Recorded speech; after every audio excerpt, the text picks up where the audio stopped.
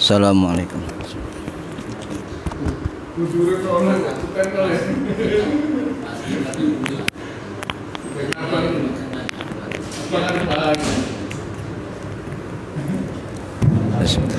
Assalamualaikum warahmatullahi wabarakatuh. Bismillahirrahmanirrahim. Ila hadratin nabiyil mustafa Muhammad sallallahu alaihi wasallam wa ala alihi wa sahbihi ajma'in. Lahumul Fatihah. A'udzu billahi minasyaitonir rajim. Bismillahirrahmanirrahim. Alhamdulillahi rabbil alamin. Arrahmanir rahim. Maliki yaumiddin. Iyyaka na'budu wa iyyaka nasta'in. Ihdinas siratal mustaqim. Siratal ladzina an'amta 'alaihim ghairil maghdubi 'alaihim waladdallin. Rabbi firli wali walidayya amin. Hadiyatan minna ila arwahi masyayikhina wali muallimina wali murabbi ruhina wali man ajazana wali mursyidina wali muassis nahdlatul ulama ajma'in, khususan ila musannif kitab Bulughul Maram al-Imam al-Hafidh Ibnu Hajar al-Asqalani asy-Syafi'i rahimahullah wa usulihim wa furu'ihim wa aswajihim wa dhurriyyatihim wa ahli silsilatihim wa muridihim wa muhibbihim wa jama'iyatihim radhiyallahu anhum syaulillahi lana wa lahumul Fatihah. A'udzu billahi minasyaitonir rajim. Bismillahirrahmanirrahim. Alhamdulillahi rabbil alamin arrahmanir rahim maliki yaumiddin. Iyyaka na'budu wa iyyaka nasta'in. Ihdinas siratal mustaqim. Siratal ladzina an'amta 'alaihim ghairil maghdubi 'alaihim waladdallin. Rabbi firli wali walidayya amin. Thumma ila arwahi abaina wa ummahatina wa jaddatina wa jaddatina wa ila ruhi man fataha hadhil qaryah wa man aqamaha wa li jami'il muslimina wal muslimat wal mu'minina wal mu'minat al ahya'i minhum wal anwan ghafarahumullah lahumul Fatihah. A'udzu billahi minasyaitonir rajim. Bismillahirrahmanirrahim. Alhamdulillahi rabbil alamin arrahmanir rahim maliki yaumiddin. Iyyaka na'budu wa iyyaka nasta'in. Ihdinas siratal mustaqim. Siratal ladzina an'amta 'alaihim ghairil maghdubi 'alaihim waladdallin. Rabbi firli wali walidayya amin. Barokah majelis, mugi-mugi kita lan keluarga kita sedaya diparingi sehat walafiat lahir batin, kathah lan barokah rezekine, selamat dunia akhirat lan boten wonten alangan kanggo menapa-menapa bi barakatil Fatihah. A'udzu billahi minasyaitonir rajim. Bismillahirrahmanirrahim.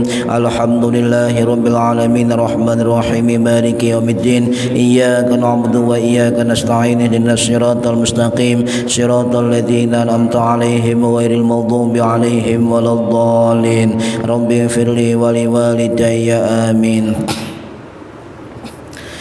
Astaghfirullah rabbal baraya. Astaghfirullah minal khotoya. Rabbi zidni ilman nafi'an wa wafiqni amalan salihan. Tambah suwe awak tambah tua, tambah suwe umur tambah sudah, tambah dunya lali sing kuasa, tambah dosa mlebu neraka.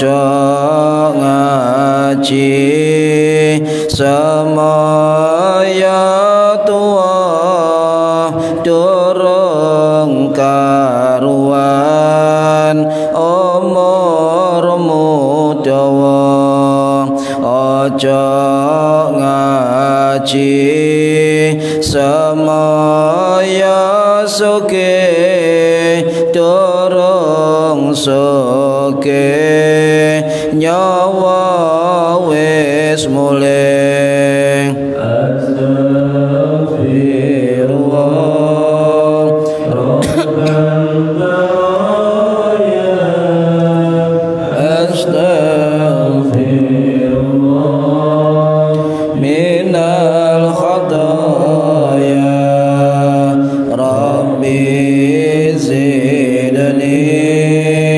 ilman nafi'an wa wafiqni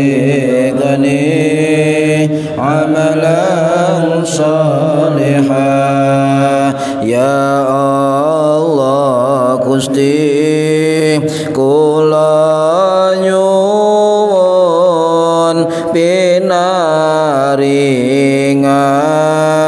kesang istiqomah ya Allah Gusti kula nyuwun menawi baca husnul khatimah amin ya Allah amin ya Allah amin ya Allah amin ya Allah Al-Fatihah. A'udzu billahi minasyaitonir rajim. Bismillahirrahmanirrahim. Alhamdulillahi rabbil alamin. Arrahmanir rahim. Maliki yaumiddin. Iyyaka na'budu wa iyyaka nasta'in. Ihdinas siratal mustaqim. Siratal ladzina an'amta 'alaihim ghairil maghdubi 'alaihim waladdallin. Rabbighfirli wa liwalidayya. Amin. Bismillahirrahmanirrahim. Alhamdulillahi rabbil alamin. Allahumma salli wa sallim wa barik ala sayyidina Muhammadin wa ala alihi wa sahbihi ajma'in. Wa la hawla wa la quwwata illa billahil aliyyil azim. Amma ba'du. Yang kami hormati para bapak, para ibu, hadirin hadirat jamaah rutin pengajian kitab Bulughul Maram. Mudah-mudahan yang hadir dan yang mendengarkan mendapatkan barokah, maslahah, manfaat wa ni'mat wa sa'adah wa salam wa syafa'ah fid dini wad dunya wal akhirah. Amin ya rabbal alamin. Mari kita niati ngaji mencari ilmu lillahi ta'ala. Para hadirin Bapak Ibu yang saya hormati, halaman 12 hadis yang kelima.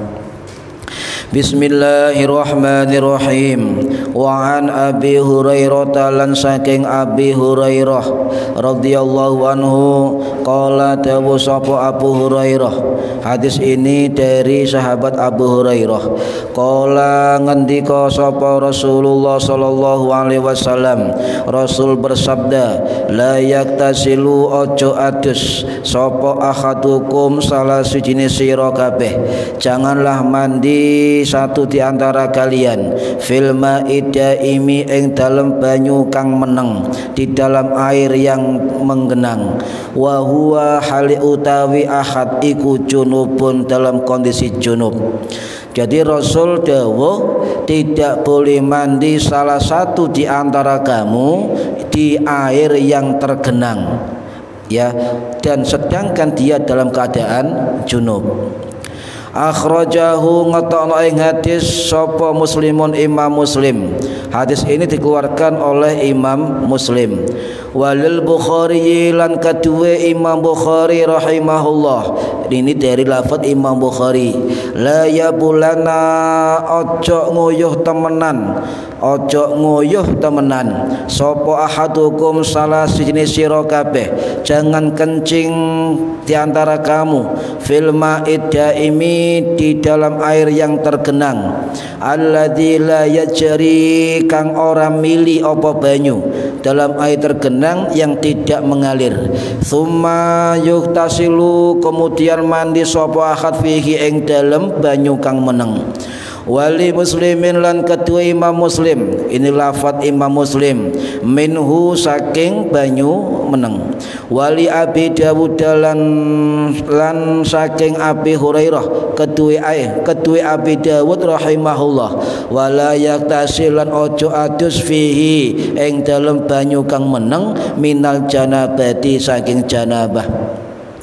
Para hadirin rahimakumullah, ini menceritakan atau menjelaskan tentang hukum ketika kita mandi atau kencing di air yang tergenang, air yang tidak mengalir. Ya, al-ma'id daimi la yajri. Jadi air yang tergenang diam tidak mengalir. Ini kalau kita memahami hadis maka kita harus juga menggali syarah-syarah hadis ini dalam kitab-kitab syarah Bulughul Maram. Para hadirin rahimakumullah, dalam hadis yang kelima ada sahabat yang bernama Abu Hurairah radhiyallahu anhu, ya, wa an Abi Hurairah, dari sahabat Abu Hurairah. Abu Hurairah ini pernah saya ceritakan awal hadis kemarin. Saya akan tambah penjelasan tentang siapakah Abu Hurairah sebelum masuk isi hadis. Ya, beliau adalah sahabat dari Bani Ad-Dausi, sehingga nama lengkap beliau adalah Abdurrahman bin Sakhr Ad-Dausi dari Bani Ad-Daus, Yaman. Kemudian dia diajak oleh pemimpin dari Bani Dausi, yaitu sahabat Tufail bin Amru Ad-Dausi. Dan kemudian kalau nggak salah pada usia 26 tahun, ya, Abu Hurairah nekat untuk hijrah ke Madinah, dari Yaman ke Madinah. Nah, sampai Madinah Abu Hurairah subuh, ya, subuh, Bu. Kalau sekarang menjalankan berangkat enak numpak tol, ya. Kalau dulu Yaman ke Arab gurun pasir, ya, numpak unta. Unta kalau dulu onta itu Mercy, ya. Kalau dulu Mercy, mahalnya bukan main. Jadi kalau sekarang punya onta biasa, ya.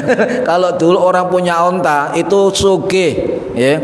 Jadi ukurannya sugih. Makanya orang dulu sugih apa nduk? Sugih sawah, kelihatan sawahnya, sugih.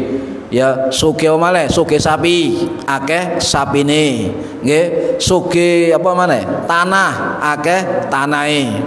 Saiki sugih kayak sugih ukuran. Dulu kayak ukuran, sekarang tidak bisa. Zaman semakin modern. Para hadirin rahimakumullah, harapan Abu Hurairah ketika sampai Madinah dan sampai dia pada waktu subuh, harapan beliau bertemu Kanjeng Nabi Muhammad sallallahu alaihi wasallam. Dan ternyata ketika beliau sholat subuh berjamaah di Masjid Nabawi, yang ngimami subuh bukan Kanjeng Nabi, tetapi namanya sahabat As-Siba bin Ufturah. Loh, di mana Kanjeng Nabi? Kanjeng Nabi perang perang Khaybar dengan pasukan Yahudi di Khaybar. Nah, kemudian ternyata waktu subuh tadi, akhirnya enggak lama kemudian Nabi datang dari perang Khaybar, ya, datang dari perang Khaybar. Para hadirin rahimakumullah. Nah, ini berarti apa? Kalau misalnya ada perang sungguhan, ya, maka musola atau masjid jangan sampai ditinggalkan. Harus ada orang ditunjuk untuk tetap beribadah, ya. Jadi Nabi ketika perang, sahabat Abu Bakar, Umar, Utsman, Ali dan ribuan sahabat berangkat ke Khaybar, itu tetap Nabi menunjuk salah satu sahabatnya untuk menjadi imam di Masjid Nabawi. Jangan sampai sholat 5 waktu di sebuah masjid musola kosong gara-gara berperang. Boleh. Nah, kalau kita nggak pernah dengar kan sahabat namanya As-Siba bin Urfuthah, nggak pernah dengar. Ini riwayatnya sangat sulit dilacak, ya. Tapi yang jelas beliau adalah salah satu imam badal, pengganti. Ya, ketika Nabi tidak bisa, ketika dalam kondisi perang, ketika nggak ada sahabat lagi, itu biasanya diwakili, diimami oleh sahabat Siba bin Ufturah, ya. Urfutah wangelernya. Para hadirin rahimakumullah, ya, Nabi capek habis perang kan. Dan perang Khaybar itu mau saya ingat ya, perang Khaybar itu terjadi pada tahun 629 Masehi. Ya, ketika Nabi habis hijrah dari Makkah ke Madinah, beberapa saat kemudian orang-orang Yahudi itu memprovokasi. Kemudian Nabi itu berangkat dengan 1.600 pasukan sahabat. Ya, itu ke jantung musuh, langsung nyerbu ke jantung pertahanan musuh di Yaman, dekat Yaman, Khaybar. Sedangkan orang Yahudi itu kumpulan pasukan terbesar waktu itu di Khaybar. Ya, bahkan pasukan Romawi dalam sejarah tidak mampu menembus kekuatan Khaybar, tidak mampu saking kuatnya. Akhirnya Nabi berangkat 1.600 orang ke Khaybar, musuhnya itu berjumlah 10.000 orang. Ini kan. Ya, coba panjenengan misalnya sekarang perang. Ayo kumpulkan massa kita. Berapa jumlahnya? 500 orang. Musuh berapa? 5.000. Kasih dole. Ngapa Pak? Kalah jumlah. Kalah jumlah. Dulu Nabi tidak para sahabat, malah yang ditunggu-tunggu para sahabat ketika perang itu. Tapi konsep jihad tolong dipahami ya. Orang yang berangkat perang bukan untuk mencari syahid, ini keliru. Tetapi orang berangkat perang harus menang. Ngoten, harus menang. Nah, niat di jalan Allah, tetapi kemudian takdir terbunuh dalam perang, baru kemudian syahid. Ini harus diluruskan. Nah, kita harus mencari mati, ya. Kita mencari mati, ya mati kok ngenten perang gimana? Ya mati-matinya dhewe gak usah ngenteni perang. Ya, jadi niat berjuang untuk membela agama Allah, niat untuk memenangkan agama Allah. Nah, takdir ketika mati dalam perang itu syahid. Para hadirin rahimakumullah, jadi perang Khaybar ini langsung dipimpin oleh Kanjeng Nabi Muhammad sallallahu alaihi wasallam. Sedangkan Yahudi Khaybar dipimpin oleh pemimpinnya yang namanya Al Haris bin Abu Zainab dengan 10.000 pasukan terlatih loh Pak. Ya, pasukan terlatih. Akhirnya Nabi langsung ke sasaran jantung pertahanan. Di situ kalau sejarah mengatakan ada namanya benteng, salah satu benteng terkuat di dunia, bayangkan. Jadi waktu itu ada benteng yang salah satu benteng yang terkuat di dunia, namanya benteng Khaybar. Bahkan pasukan Romawi, kalau saat ini kayak Amerika begitu, pasukan Romawi nggak mampu menembus pertahanan benteng Khaybar. Nah, Nabi berangkat. Akhirnya Abu Bakar disuruh, ya Abu Bakar pimpin perang, nembus benteng Khaybar, gagal. Ya, gagal. Kemudian dipimpin lagi oleh Umar pimpin, gagal lagi. Jadi, saking kuatnya ya pertahanan sebuah benteng namanya benteng Khaybar. Kemudian Ali yang masih muda suruh memimpin. Dengan susah payah akhirnya alhamdulillah Ali Abi Thalib mampu menembus benteng Khaybar dan langsung duel dengan panglimanya dari sana, Al Haris bin Abu Zainab, dimenangkan oleh Sayyidina Ali. Jadi satu-satunya pasukan di dunia yang mampu menembus dan menguasai benteng Khaybar adalah pasukan Kanjeng Nabi Muhammad sallallahu alaihi wasallam. 1.600 musuh 10.000. Nah, ini kan. Oh, jemane perang, Pak. Jenengan tawuran bingung kan. Lu akhirnya pasti mundur. Pasti mundur.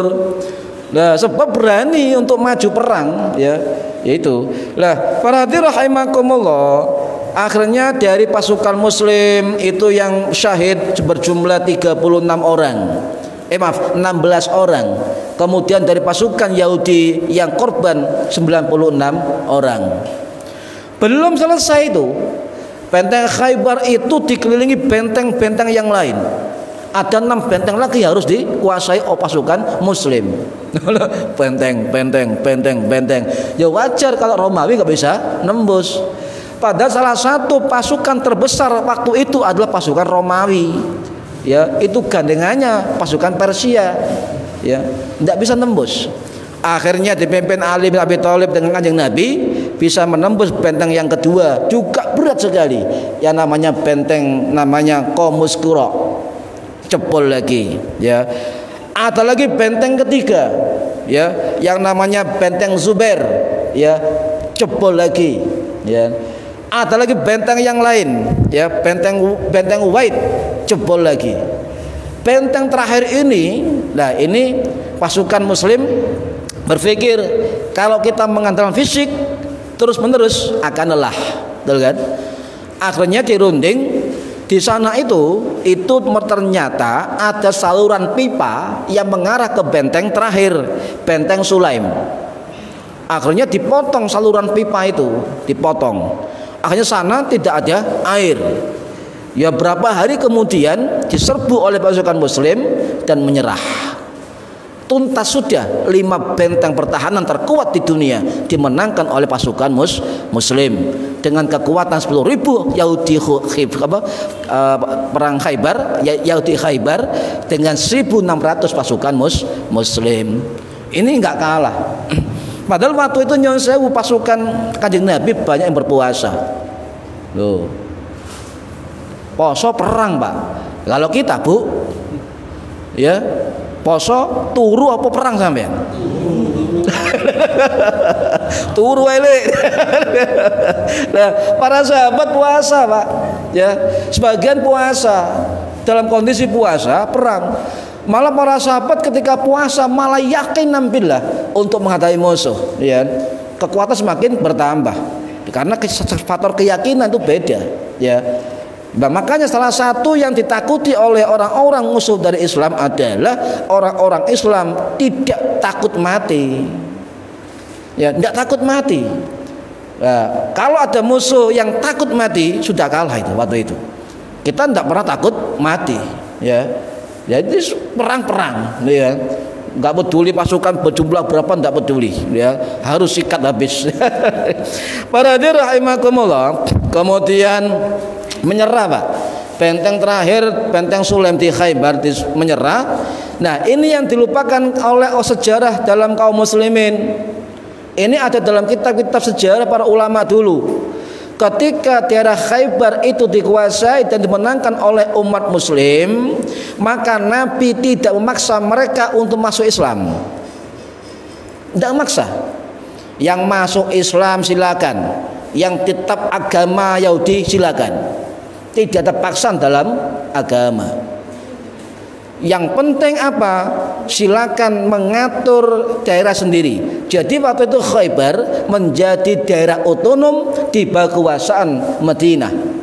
Ya terserah, mengatur dirinya sendiri silakan, tetapi harus taat kepada kekuasaan dan kepemimpinan Kanjeng Nabi Muhammad SAW di pusat Madinah, bayar pajak, gitu kan.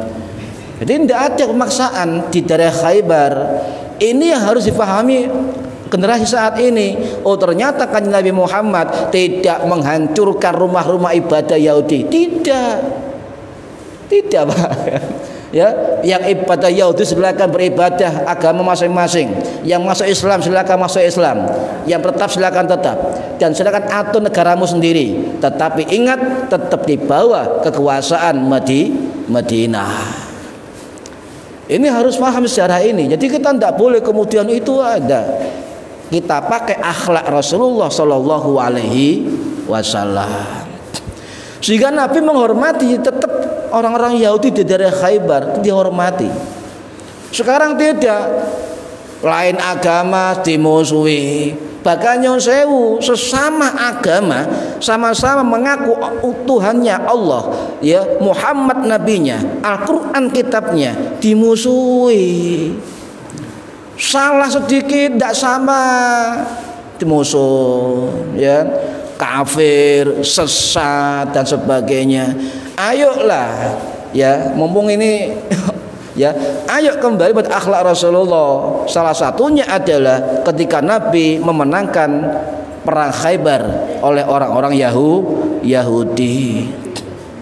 Nah, kemudian Nabi menata, tidak pulang dulu selama berapa hari, menata di sana, ditata pemerintahannya gimana, siapa gubernurnya, siapa perwakilan pusatnya, ditata.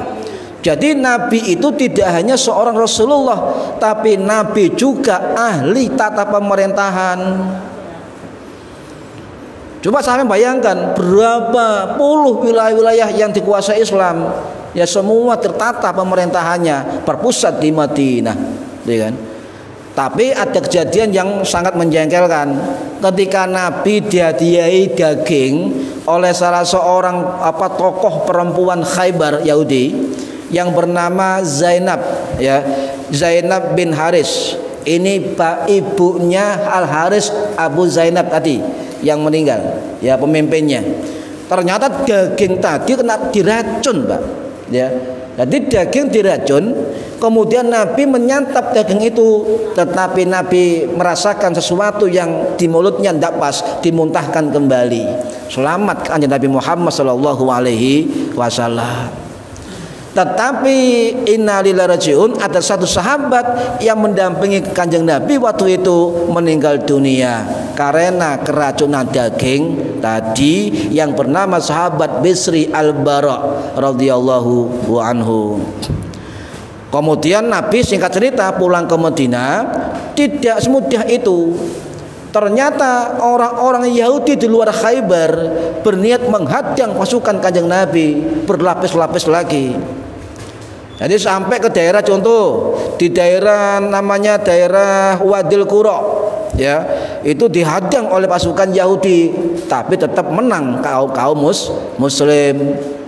Kemudian berangkali dihadang lagi oleh Yahudi yang lain, menang lagi. Nah, berhubung menang terus, Yahudi terakhir bingung. Ini ngelawan kalah ini kan. Akhirnya Yahudi Taimak namanya itu menyerah langsung di hadapan kanjeng Nabi Muhammad sallallahu alaihi wasallam. Jadi Nabi tidak memaksa yang sing kalah perang wajib masuk Islam, tidak ada begitu kanjeng Nabi.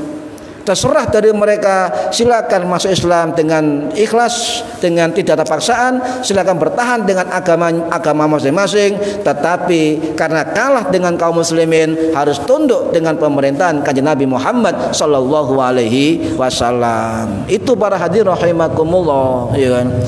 Jadi hubungan baik kanjeng Nabi dengan orang Yahudi, orang Majusi, orang Islam, di Madinah juga ada Bani yang kayak orang Jawa, kepercayaan menyembah matahari, ada seperti itu. Tetapi kehidupan di Madinah beragam agama diayomi oleh kanjeng Nabi Muhammad sallallahu alaihi wasallam.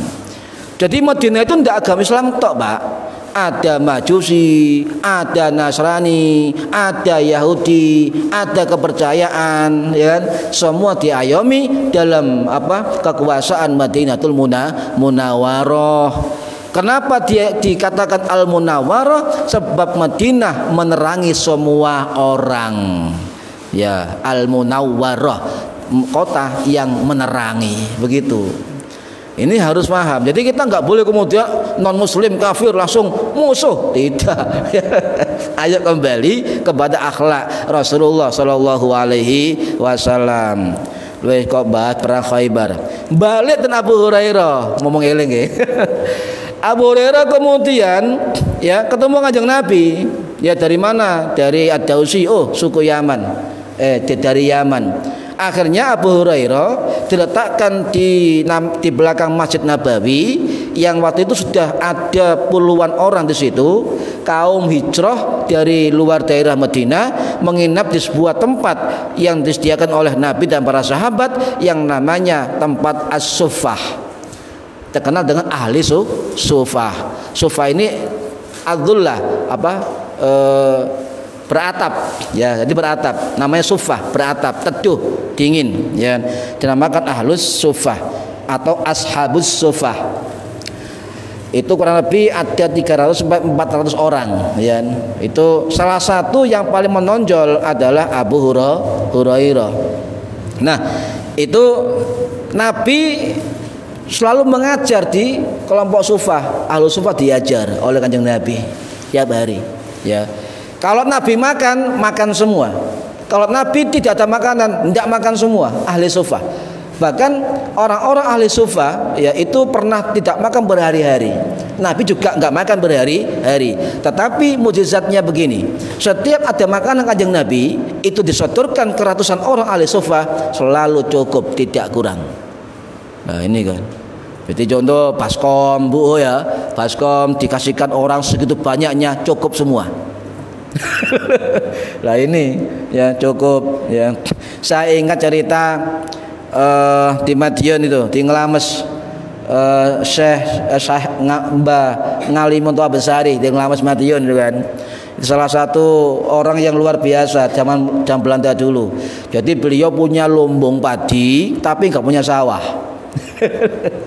Ada yang Madiun, Ngelames Madiun ya.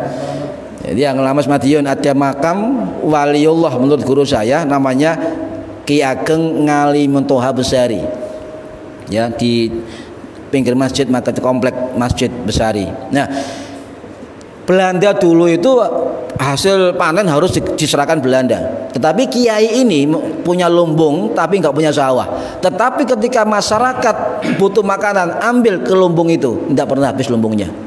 Terisi padi terus, kan? Ini terkenal. Kayak cerita di mana Pasuruan ada namanya Kindel Besi ya, Ki Ageng Kendil Besi di Rejoso. Mana Pasuruan itu? Ya? Pasuruan. Makam apa itu? Segorowuro. Ya. Itu ada makam Kendil Besi. Ceritanya begini, jadi orang sedesa itu ketika malam hari beliau selalu bawa kendil, Pak, kecil ya. Ya, itu isinya bubur. Jadi keliling tuk tuk tuk begitu. Setiap rumah yang didatangi beliau menceduk bubur itu. Tetapi anehnya karomah beliau, satu desa sudah makan bubur semua, bubur tidak habis di dalam kendil itu. Jadi ya makanya dikandal kendil besi. Ya. Wawaw alam itu cerita dari guru-guru saya. Ya sebalik kok bahas kendil barang ke. Nah, waradhir rahimakumullah, sehingga kemudian ahli sufah inilah menjadi madrasah pertama Kanjeng Nabi, mendidik, mengkadir keilmuan langsung dari Nabi Muhammad sallallahu alaihi wasallam. Ya. Nah, kemudian ketika zaman Umar bin Khattab, ahli sufah ini dibubarkan. Itu kenapa? Selama 9 tahun ya ada madrasah ahli sufah, dibawa langsung ajaran Kanjeng Nabi Muhammad SAW. Kanjeng Nabi kalau ngajar di tempat sufah itu ada 2 asisten beliau. Jadi jangan kaget kalau tradisi kiai-kiai kita ketika ngaji-ngaji ada asisten di pesantrennya, di majelis taklimnya.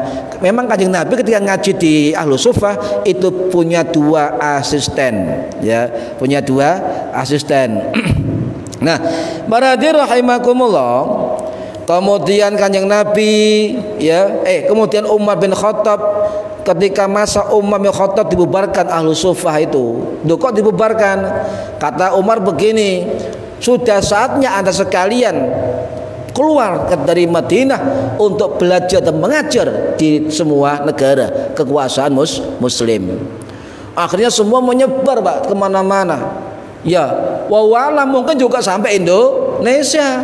Karena jumlahnya ratusan dari ahli sufah, ulama semua itu, pintar-pintar semua, termasuk Abu Hurairah, termasuk Bilal bin Rabah, termasuk Salman Al-Farisi, termasuk Abu Dzar Al-Ghifari, termasuk Sa'ad bin Malik, Ayyub Al-Ansari, termasuk macam-macam. Ya, semua adalah ahli sufah, ahli hadis, ahli fikih. Ya. Tapi pesan Umar begini para hadirin kepada ahli sufah yang diberangkatkan ke semua negara kekuasaan Islam mengajar agama, silakan Anda mengajar agama, tetapi untuk cari kerja cari sendiri, jangan mengandalkan tentang mengajar agama. Jadi Supaya apa? Kata Umar bin Khattab, kalau mengandalkan gaji dari mengajar, khawatir tamak. Apa? Mengandalkan gaji dari agamanya. Dia suruh cari kerja sendiri, jangan mengandalkan ngajar, ya. Nah, ini adalah sanad keilmuan dari guru-guru kita dulu-dulu, ndak mau, Pak, itu dikasih ajaran, golek dewi. Mbah Hasyim Asy'ari mendirikan pesantren itu Buireng, bertani, ya. Kemudian Kiai Rembang siapa saya lupa, itu nelayan, ya. Ada yang jual kalau malam, sore, pagi ngajar di pondok, siang di pasar, ya, ngajar apa, jual jagung, banyak kiai-kiai dulu. Ya, ini ada ceritanya. Berarti Umar bin Khattab mengingatkan kita, kalau ada orang yang mengajar apapun, jangan mengandalkan gaji dari mengajar, tetapi cari sendiri dari keringat sendiri. Ya, kita juga ingat kan pesannya Mbak Zubair, Maimun Zubair, ya. Ya, ingat kan?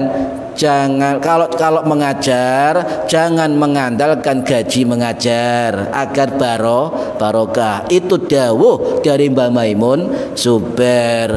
Oh, berarti orang alim beliau, sudah melihat membaca keilmuan tentang Umar bin Khattab radhiyallahu an. Maradi rahimakumullah. Kemudian, ya, menurut keterangan dalam kitab Tarikh Ad-Dimashqi karangannya Ibnu Asakir, beliau mengatakan Abu Hurairah sampai meninggal dunia itu membagi malamnya 3 bagian, Pak. Kita nggak mampu. Kalau niru monggo salah satunya apa? 1/3 untuk membaca Al-Quran, 1/3 lagi untuk tidur istirahat, 1/3 lagi untuk menghafal hadis. Belajar dari keterangan Rasulullah, dihafalkan 3 ini. Nah, di pesantren juga sama, diajarkan jam 3 harus bangun, sholat malam, kemudian mutolaah atau apa, belajar kitab-kitab kemarin, ya, dan seterusnya dan sebagainya. Nah, para rahimakumullah, ya. Nah, dari ahlu sufah itulah kemudian bibit-bibit unggul sahabat-sahabat yang punya keilmuan yang tinggi, baik hadis, fikih, Quran dan sebagainya, ya, itu menyebar ke berbagai negara. Makanya saya masih mencari cerita atau kisah tentang menyebar ahlu sufah waktu itu pada zaman Umar bin Khattab, apakah sampai ke Nusantara. Saya yakin nyampe itu, saya yakin nyampe. Sebab tahun-tahun 600-an sudah ada muslim di Indonesia. Ini para hadirin rahimakumullah, cuma kepaten obor, ya kan. Nah, para hadirin rahimakumullah, sama kalau umroh haji, Bu, ya, jangan itu ya raudhah monggo, tapi sempatkan panjenengan di tempat ahli sufah. Di mana? Di belakang makam Kanjeng Nabi Muhammad sallallahu alaihi wasallam. Belakang, di makam Nabi belakangnya.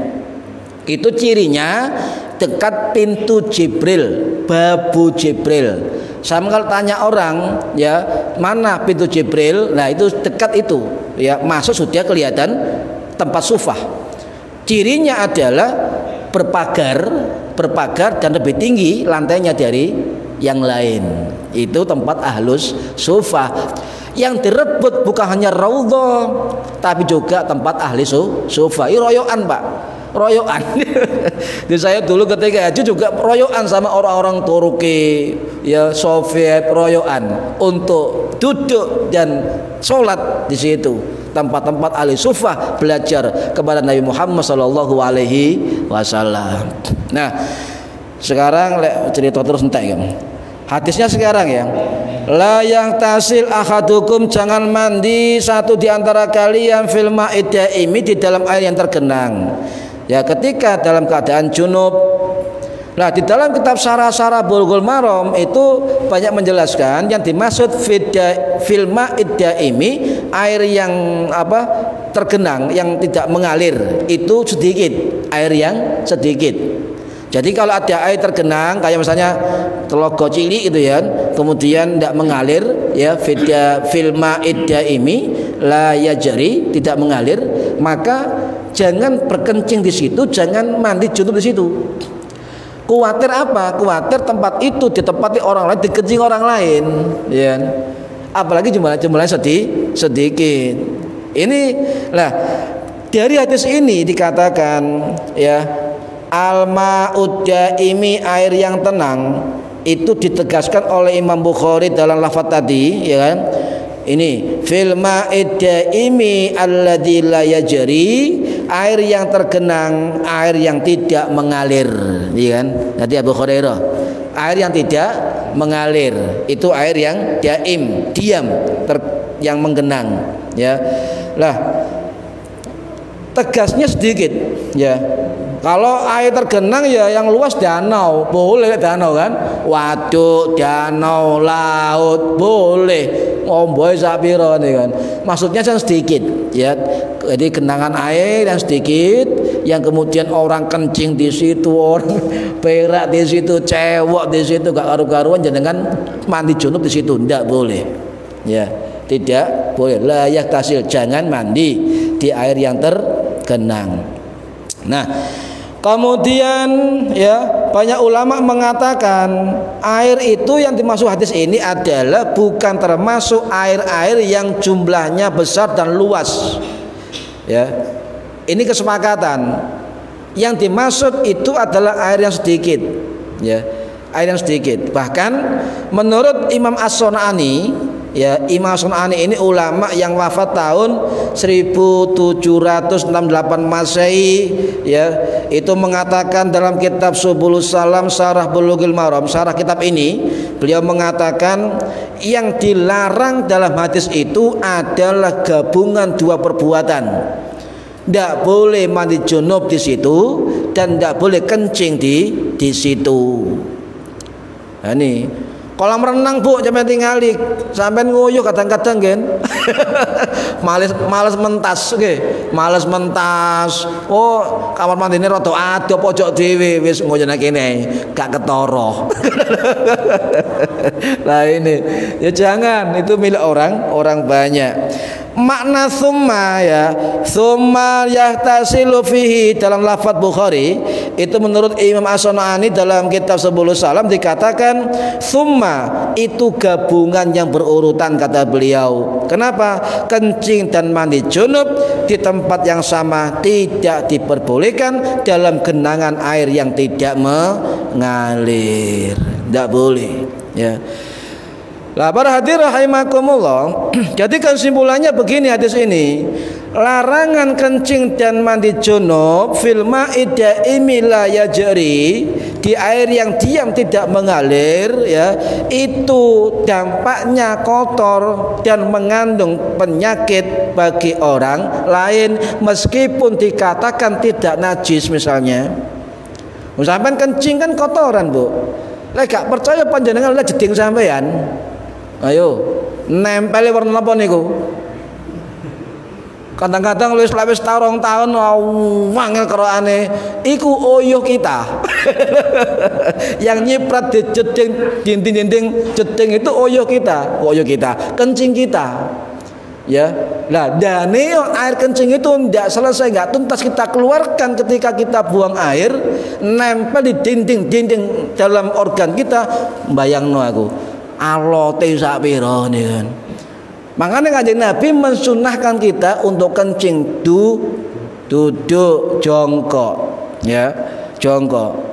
Ya kata dokter, ya, kalau duduk yang jongkok, karena orang berdiri, orang kencing berdiri kata dokter, ya, itu bisa juga kena penyakit kencing batu, bisa juga kena penyakit lemah syahwat. Nah ini yang lemah syahwat mulai sekarang duduknya kencing, kencingnya duduk, kok dibolak-balik. Ya, biar tuntas, tidak ada kotoran menempel dalam dinding saluran kencing. Nah, para hadirin rahimakumullah, ya. Jadi itu kesepakatan para ulama. Kemudian ada sahabat lain tanya ke Abu Hurairah, "Ya Abu Hurairah, kalau kita tidak boleh mandi kencing di air tergenang, maka bagaimana sikap kita?" Maka biar tidak mustakmal, maka cebuklah air itu. Akhirnya onok jeding. Ya, jeding cilik cebuk. Ojo njegur, Bu. Wis jedenge cilik jegure pisan, masyaallah. Diceduk ya, diceduk ndak apa-apa ya. Itu untuk menyiasati kalau air sedikit ya, ndak boleh mandi di situ kita cebuk, diceduk kanggo ember digawa ceduk. Sing penting ketika mandi junub tidak ada air yang terlalu banyak yang kembali kepada air yang kita gunakan untuk mandi junub. Lek titik dos pundi Pak, mosok atus hati-hati biar enggak kecipratan. Oh ya jangan begitulah. Nyiprat titik yo pantes wong jenenge banyu. Nah itu ada satu tetes masuk, ya enggak apa-apa, maafu, dimaafkan. Enggak ada ceritanya dengan atus gak nyiprat itu, enggak ada ya. Ini para hadirin rahimakumullah ya. Kemudian ada keterangan lagi jaminan ini. Oh sik dawa ya. Pendapat Imam Syafi'i bagaimana menyikapi hadis ini yang penting. Saya enggak bahas mazhab lain dulu biar enggak bingung.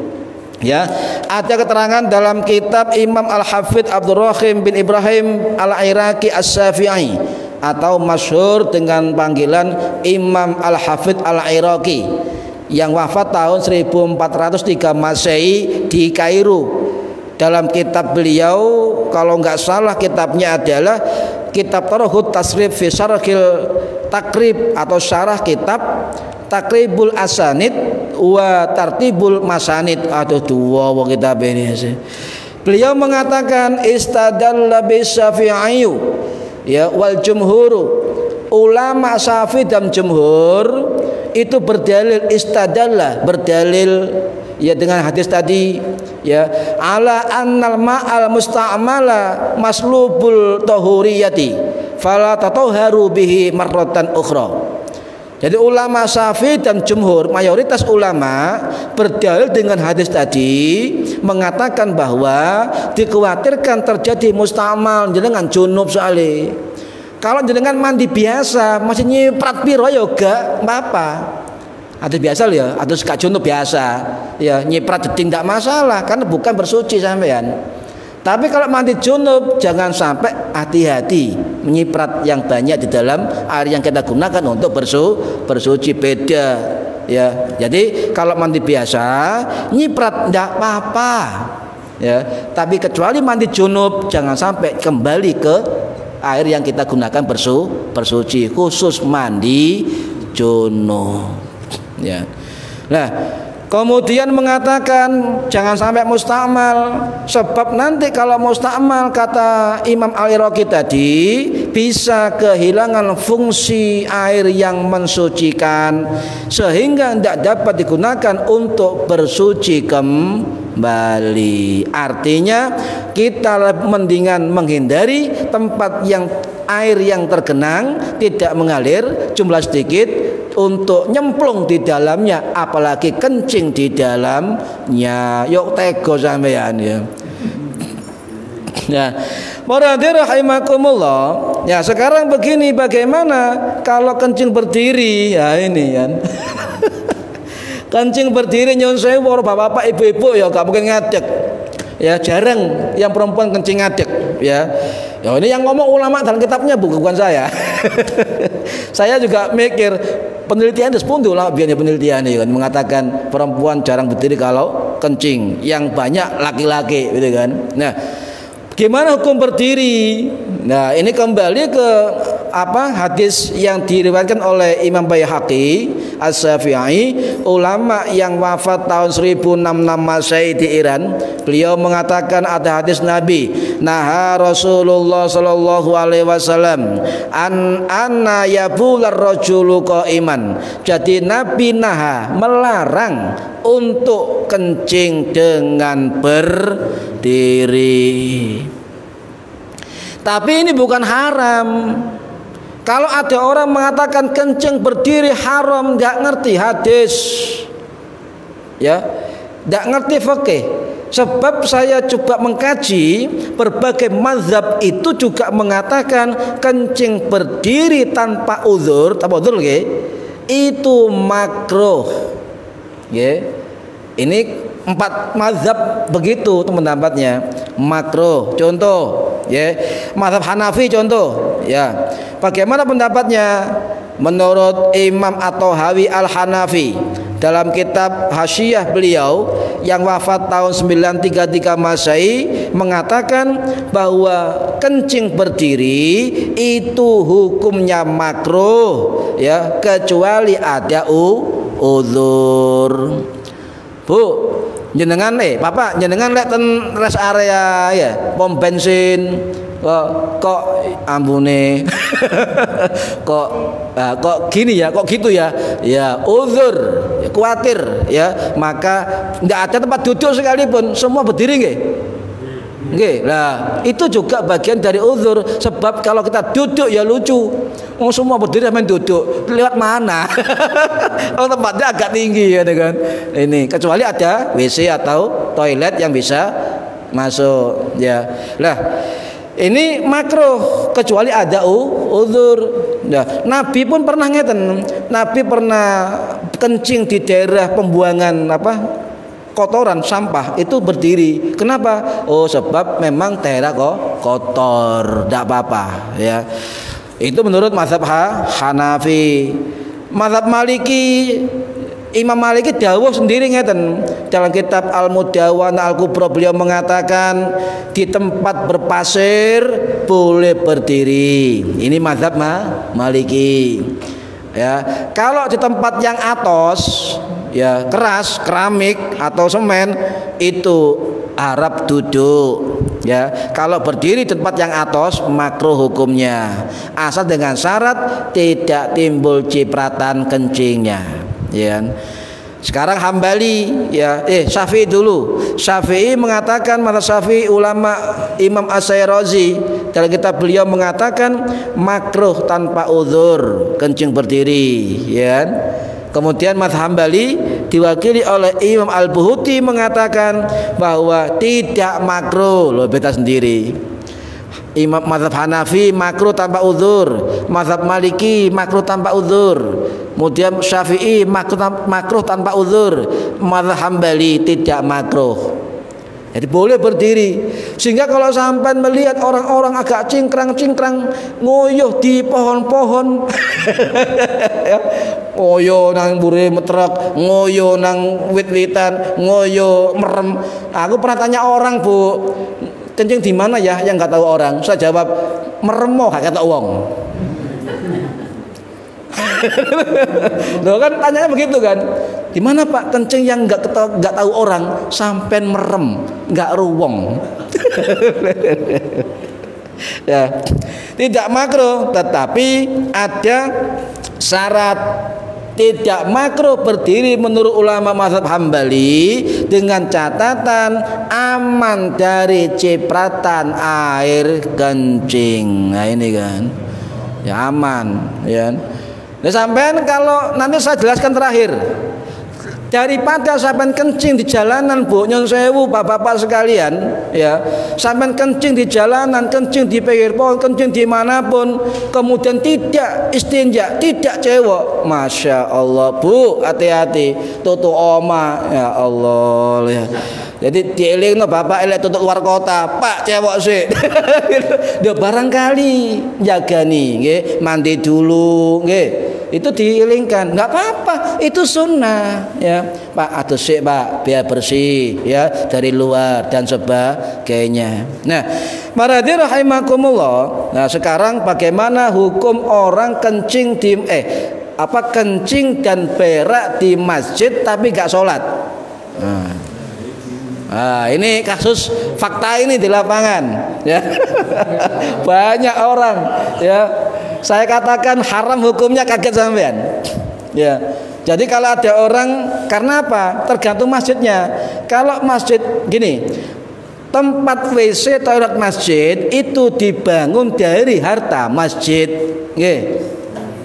Ada namanya maslahah perawatan, listrik, penerangan, air dan sebagainya dari harta masjid, dan itu diperuntukkan untuk orang-orang beribadah di dalam masjid tersebut. Lan jenengan toko-toko parkir of the cur, of the street dan of the trot tapi tidak ibadah, haram hukumnya. Hati-hati ya. Nah, ini tapi ada keterangan lain, jangan khawatir. Ini hukum asal haram, hukum asal. Ya, sebab air itu dari masjid untuk ibadah masjid, jamaah masjid, sampean gak sholat ya, kemudian nguyut tok titip uyuh akeh tunggali. Nah, begini, kecuali kalau masjid itu wakafnya untuk umum boleh. Misalnya saya punya tanah ya dekat masjid, Pak, ini saya wakafkan ke masjid, tapi nanti untuk tempat-tempat toilet untuk umum, nah baru boleh. Kecuali ada tulisan toilet masjid untuk umum, boleh, ya, boleh. Wis numpang ngoyo ngawur pisan, masya Allah. Ya. Ini bagaimana hukumnya? Nah, untuk menghindari hukum asal keharaman tersebut, ya, maka pernah dibahas di Basul Masail NO di Jember, ya. Ketika kita tidak terkena dosa akibat seperti itu, maka ketika kita kencing, kita berak, buang air besar, buang air kecil, maka niatkan juga ibadah. Minimal sampai habis kencing, habis buang air besar, wudhu di tempat tersebut. Sebab wudhu bagian dari ibadah. Gak ngoyot tok, Bu. Ya, atau iktikaf sebentar, wudhu, duduk di masjid, ya, sebentar, iktikaf fi hadal masjid lillahi ta'ala, meneng, ya. Sudah selesai iktikaf, ya, oleh ibadah. Yang kedua adalah karena air itu milik masjid untuk jamaah masjid, maka jenengan harus mengganti ujra mislu, sekedarnya. Ya, dikira-kira dhewe, kira-kira aku ngoyo mau pirang cibuk ya, sak ember kira-kira regane piro. Ya, dekeklah 5.000 atau 10.000 di tempat kotak masjid. Begitu untuk menghindari hukum asal keharaman. Paham nggih? Terakhir, keterangan ulama Syafi'i cek tegas sampean apa? Imam Asyarwani terakhir ya.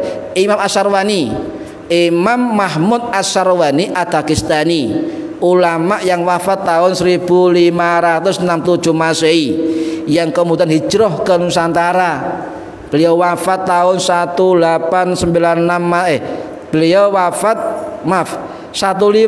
tadi kitab Al-Haytami ya. Jadi Imam Syarwani itu membuat kitab Hawasyi Syarwani, syarah dari kitab Al-Haytami, ya, yang wafat tahun 1579 Masehi.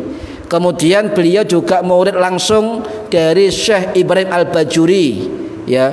Kemudian beliau hijrah ke Nusantara, wafat tahun 1896 Masehi, dimakamkan di komplek Al-Qadri, ya, di Pontianak, ya, membuat kitab Hasyiah Syarwani. Masyhur kitab ini. Beliau mengatakan, ya, terakhir ini, wa kadza yukhadu min dzalika hurmatu ma jarat bihil adatu min anna katsiran minan nas. Begitu juga keharaman yang menjadi kebiasaan bahwa orang-orang masuk ke tempat bersuci untuk merampungkan hajatnya. Yadkhuluna fi mahallit thaharah, masuk ke tempat yang bersuci, litafrigi anfusihim, summa yaghsiluna wujuhahum, basuh wajah mereka, wa aydiyahum, dan tangan-tangan mereka, mimma ilfasakil mu'addatil lil wudhu'i, padahal itu adalah untuk ibadah wudhu, ya, la li izalatil ubari wa nahwihi bila wudhu'in wala iradati sholatin, ndak pakai wudhu, ndak pakai sholat. Maka Imam Syarwani dalam kitab mengatakan haram. Bagaimana caranya? Lah, bahasan masalah yang tadi menyimpulkan untuk menghindari itu maka dianjurkan siapapun yang kencing berak di masjid maka gunakan untuk juga beribadah. Jenengan mari ngoyo ngeseng wudu ya, iktikaf sebentar atau sholat tahiyatul masjid 2 rakaat begitu, atau juga memasukkan uang yang sekiranya sama dengan apa yang kita gunakan air itu untuk kembali manfaat kepada masjid. Jenengan lek luar kota Bu ya, ono masjid leren gak ngoyo tok, jenengan wudu ya iktikaf atau minimal wudu dalam kitab ini dan memasukkan uang di dalam kotak masjid pengganti dari penggunaan air dan kembali kepada manfaat untuk masjid. Paham ya? Loh, baru ngerti sampean ini kan. Hati-hati. Mosok 2000 3000 yo gak ikhlas sampean. Oh yo sampean sakmunake ini. Ate ngising pisan ambune sing ngersi. Masya Allah 2000. Yo 10.000, 20.000 lek iso sing abang 100.000. Eman Pak. Nggih, mugi-mugi manfaat fitine wa dunya wal akhirah. Al-Fatihah. A'udzubillahi minasyaitonir rajim. Bismillahirrahmanirrahim. Alhamdulillahi alamin arrahmanir rahim maliki yaumiddin. Iyyaka na'budu wa iyyaka nasta'in. Shiratal mustaqim. Shiratal ladzina an'amta 'alaihim ghairil maghdubi 'alaihim waladdallin. Rabbi firli wa li walidayya amin. A'udzubillahi minasyaitonir rajim. Bismillahirrahmanirrahim. Allahumma shalli wa sallim wa barik ala sayyidina Muhammad walhamdulillahi rabbil alamin. Allahumma 'allimna 'ilmal Qur'an wa 'allimna 'ilma la ilaha illallah wa 'allimna min ladunka 'ilman nasiru bihi kamil mahyatil amad wa sallallahu ala sayyidina Muhammad walhamdulillahi rabbil alamin wallahu a'lam bissawab. Assalamualaikum warahmatullahi wabarakatuh.